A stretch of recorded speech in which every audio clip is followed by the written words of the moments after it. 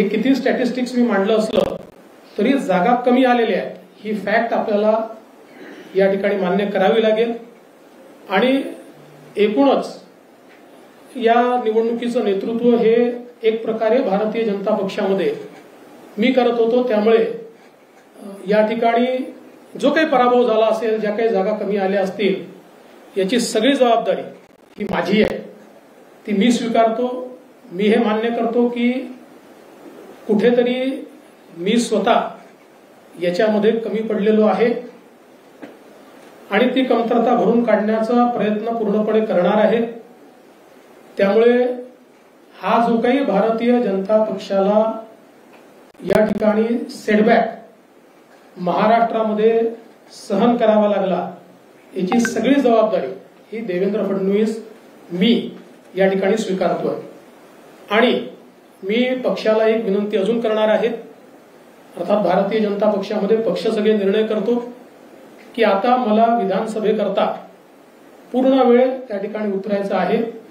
त्याच्यामुळे मी भारतीय जनता पक्षाच्या शीर्षस्थ नेतृत्वाला ही विनंती करणार आहे की त्यांनी मला सरकारमधनं मोकळं करावं आणि पक्षामध्ये पूर्ण वेळ काम करण्याची त्यांनी संधी द्यावी, जेणेकरून ज्या काही कमतरता राहिल्या आहेत त्या कमतरता पूर्ण करण्याच्या दृष्टीने मला माझा पूर्ण वेळ देता येईल। अर्थात बाहेर राहिलो तरी सरकारमध्ये जे काही आम्हाला करायचं आहे ते आमची टीम करेल, त्यांच्यासोबत मी असणारच आहे।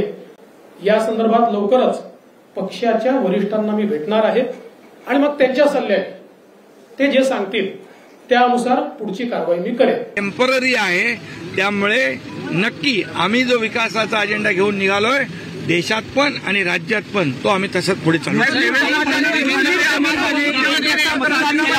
मुस्लिम समाजाने एक गट मतदान महाविकास आघाडी आणि शिवसेनेने केलेला आहे, त्यांना घाबरवून त्यांच्या समोर अपप्रचार करून संविधान बदलणार, तुमचे हक्क जाणार, ह्या सगळ्या गोष्टी त्याच्याबद्दल मोदीजींनी स्पष्ट करून देखील या अपप्रचाराला जे बळी पडलेत आणि त्यांनी मतदान केलंय त्यांना खऱ्या अर्थाने त्यांचा संभ्रम दूर होईल आणि ज्यांनी त्यांना फसवलंय त्यांचे खरे चेहरे त्यांच्या समोर येतील। फडणवीस म्हणाले राजीनामा देतो।